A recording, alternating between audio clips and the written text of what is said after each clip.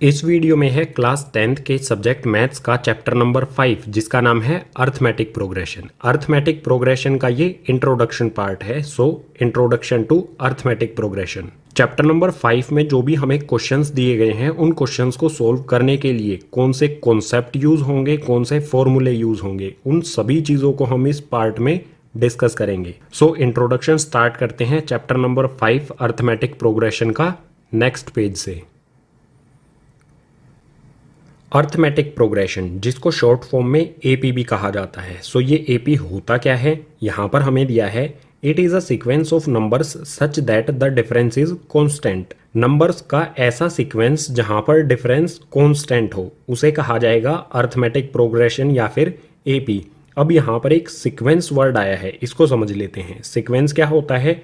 It is a set of numbers arranged in a definite order.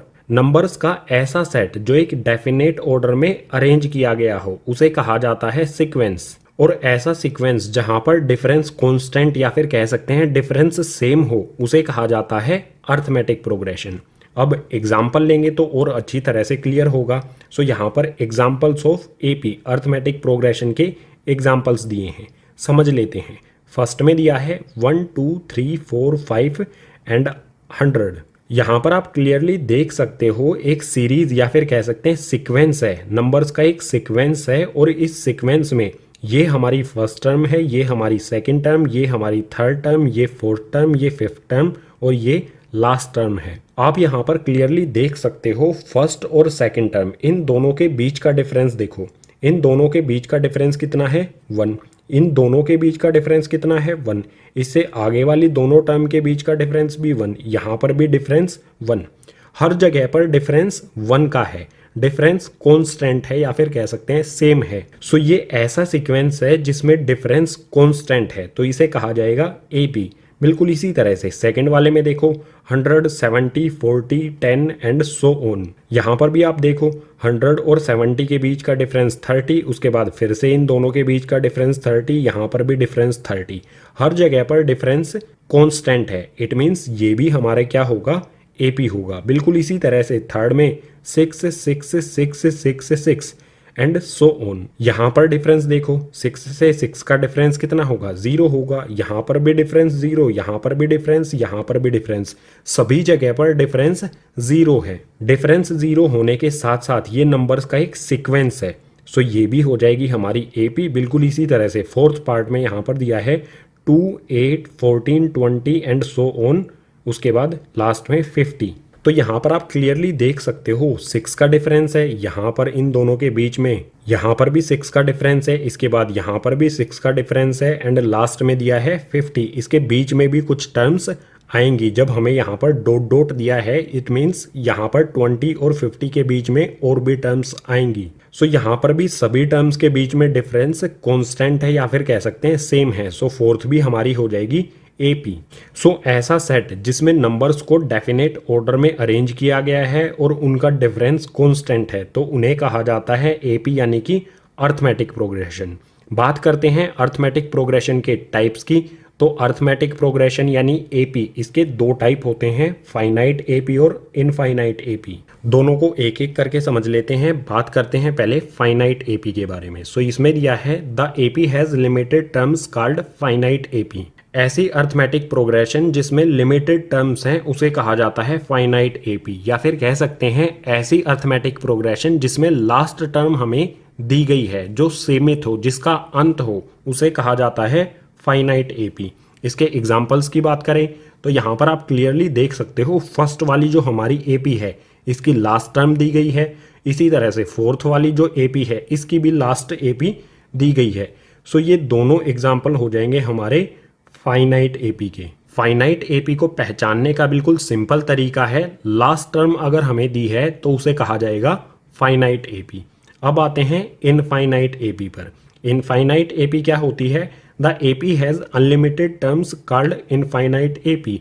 ऐसी arithmetic progression जिसमें unlimited terms हैं, जिसका कोई अंत नहीं है, जिसकी लास्ट टर्म हमें गिवन नहीं होती है, तो उसे कहा जाता है इनफाइनाइट एपी। एग्जाम्पल देख लेते हैं। सेकंड वाली एपी देखो, इसके आगे हमें कोई भी लास्ट टर्म इसमें नहीं गिवन है, इट मीन्स ये इनफाइनाइट एपी है, इसका कोई भी अंत नहीं है। ये 10 के बाद ऐसे ही आगे बढ़ती चली जाएगी, इसका कोई भी एंड हमें नहीं दिया गया है, तो ये इनफाइनाइट एपी होगी। बिल्कुल इसी तरह से थर्ड वाले में देखो, यहाँ पर 6 6 6 6 एंड सो ऑन, इसकी भी लास्ट टर्म हमें नहीं दी गई है, सो ये भी हो जाएगी हमारी इनफाइनाइट एपी। सो ये दोनों एग्जाम्पल हो जाएंगे गाइज इनफाइनाइट एपी के। बिल्कुल सिंपल है, अगर लास्ट टर्म हमें गिवन नहीं है तो वो होती है इनफाइनाइट एपी। अब नेक्स्ट पेज पर एपी से रिलेटेड कुछ और इंपॉर्टेंट कॉन्सेप्ट को समझते हैं। अब नेक्स्ट कॉन्सेप्ट है general form of AP, AP की जनरल फॉर्म। सो यहाँ पे दिया है A plus D, A plus 2d, A plus 3d, A plus 4d and so on. बिल्कुल इसी तरह से आगे ए प्लस 5d, ए प्लस 6d, आगे इसी तरह से ये चलती रहेगी। ये होती है गाइज एपी की जनरल फॉर्म। यहाँ पर जो ए है वो फर्स्ट टर्म होती है और जो डी है ये कॉमन डिफरेंस होता है जिसे स्मॉल डी से शो किया जाता है। एपी की जनरल फॉर्म में जो फर्स्ट वाली टर्म है इसे कहा जाता है ए, इसके बाद सेकंड वाली जो टर्म होती है ए प्लस डी इसे कहा जाता है गाइज A2, इसके बाद वाली टर्म जो है ये वाली थर्ड टर्म इसे कहा जाएगा A3, इसके बाद वाली फोर्थ टर्म को कहा जाता है A4, फिफ्थ वाली टर्म को कहा जाता है A5। बिल्कुल इसी तरह से इसके आगे आ जाएगी गाइज A6 और ये आगे ऐसे ही चलती रहेगी A7, A8, A9 and so on. बिल्कुल सिंपल सा कॉन्सेप्ट है, अगर समझ नहीं आया है तो एक एग्जांपल ले लेते हैं। सपोज कीजिए हमें दिया है a इक्वल्स टू में 5 और d इक्वल्स टू में दिया है गाइज 3। अगर हमारी AP की फर्स्ट टर्म 5 है और कॉमन डिफरेंस 3 दिया गया है तो हमारी AP क्या होगी। इस फॉर्मूले में a और d की वैल्यू पुट करेंगे। सो सबसे पहले फाइंड करेंगे हम a क्या होगा हमारा, डायरेक्ट a की वैल्यू हमें यहाँ पर दी गई है, ये हो जाएगी 5। इसके बाद फाइंड करेंगे गाइज A2 क्या होगा a प्लस में d। सो a की वैल्यू यहाँ पर होगी 5 प्लस में d की वैल्यू 3, तो ये हो जाएगा गाइज 8। इसके बाद गाइज यहाँ पर फाइंड करेंगे A3 क्या होगा a प्लस में 2d। सो a की वैल्यू 5 प्लस में 2 आ जाएगा, इसके बाद d की वैल्यू रखेंगे 2d है यहाँ पर, सो d की वैल्यू यहाँ पर पुट करेंगे 3, कैलकुलेट करेंगे 2 3 ज़ा 6, 6 में 5 ऐड करेंगे तो ये हो जाएगा 11। इसके बाद बिल्कुल इसी तरह से A4 फाइंड करेंगे। A4 होता है a प्लस में 3d, सो सिंपली a की वैल्यू रखेंगे यहाँ पर 5, इसके बाद प्लस का साइन लगाएंगे, यहाँ पर आ जाएगा 3, इसके बाद यहाँ पर ब्रैकेट में रखी जाएगी d की वैल्यू जो है 3। अब कैलकुलेट करेंगे, बिल्कुल सिंपल, 3 को 3 से मल्टीप्लाई करेंगे 9 में 5 को ऐड कर देंगे तो ये आ जाएगा 14। इसी तरह से A5 फाइंड करेंगे, तो यहाँ पर सबसे पहले A5 क्या है a प्लस में 4d। सो a की वैल्यू 5 प्लस में यहाँ पर आएगा 4, उसके बाद d की वैल्यू रखेंगे ब्रैकेट में 3 और कैलकुलेट करेंगे 4 3 ज़ा 12, 12 प्लस 5 ये हो जाएगी गाइज 17। AP की फिफ्थ टर्म तक हमने AP को फाइंड कर लिया है। अगर आगे भी फाइंड करना चाहें तो हम फाइंड कर सकते हैं, सिमिलर कॉन्सेप्ट हमें यूज़ करना है। सो फाइनली हमारी AP क्या होगी। AP यहाँ पर हमारी क्या है, AP की फर्स्ट टर्म है 5, उसके बाद second term 8, third term 11, fourth term 14 और फिफ्थ टर्म 17। सो हमारी AP क्या होगी 5, 8, 11, 14, 17 एंड सो ऑन। सो हमने यहाँ पर एक सिंपल सा एग्जाम्पल ले लिया था जनरल फॉर्म ऑफ AP को एक्सप्लेन करने के लिए। अब बात करते हैं गाइज कॉमन डिफरेंस की। कॉमन डिफरेंस जिसको शो किया जाता है स्मॉल d से। अगर हमें कॉमन डिफरेंस फाइंड करना है तो वो कैसे किया जाएगा, सिंपली d इक्वल्स टू में होता है गाइज A2 माइनस में A1, या फिर d की वैल्यू हम इस तरह से भी फाइंड कर सकते हैं d इक्वल्स टू में A3 माइनस में A2, या फिर हम फाइंड कर सकते हैं गाइज d इक्वल्स टू में A4 माइनस में A3, या फिर दूसरा तरीका इससे आगे वाला तरीका होगा A5 माइनस में A4। सपोज कर लीजिए हमें एक AP दी गई है, AP होने के लिए क्या चाहिए, कॉमन डिफरेंस होना चाहिए। तो यहाँ पर सिंपल कैलकुलेट कर लेंगे, जो हमारी सेकंड टर्म होती है हमेशा क्या करना है, सेकंड टर्म लेनी है, सेकंड टर्म में से फर्स्ट टर्म को माइनस कर देना है, यानी A2 में से A1 को या फिर A2 में से A को माइनस करेंगे तो हमारी वैल्यू क्या आएगी, A2 यहाँ पर है हमारा 8, माइनस करेंगे 5 को तो इक्वल्स टू में आ जाएगा 3। सभी जगह पर हमें ये डिफरेंस चेक करना होता है। इसके बाद वाली टर्म लेंगे A3 में से A2 को माइनस कर देंगे। सो A3 है हमारी 11 माइनस कर देंगे A2 8 को, इक्वल्स टू में आ जाएगा 3। इसके बाद आगे वाली टर्म लेंगे 14, फोर्थ टर्म A4, इसमें से थर्ड टर्म 11 को माइनस कर देंगे। सो हमारी फोर्थ टर्म है 14 और थर्ड टर्म है हमारी A3 11। माइनस करेंगे 14 में से 11 को तो यहाँ पर आएगा 3। बिल्कुल इसी तरह से A5 में से A4 को माइनस कर देंगे। A5 है हमारा 17 और A4 है 14। सो सिंपली यहाँ पर 17 में से 14 को माइनस करेंगे तो कॉमन डिफरेंस आ जाएगा हमारा 3।